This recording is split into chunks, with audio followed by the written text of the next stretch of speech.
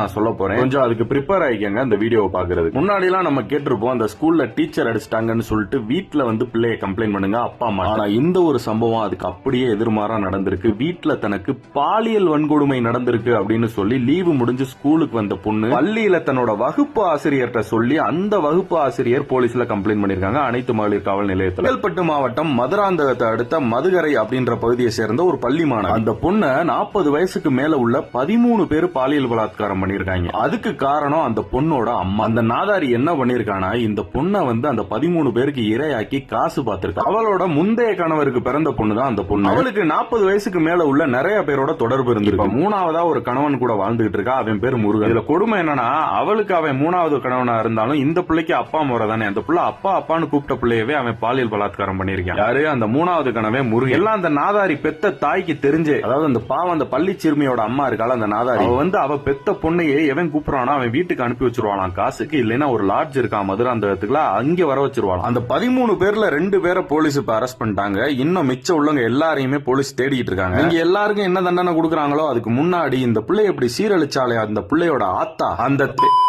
அவளை என்ன பண்ணா உங்க மனசாரும் அப்படின்றத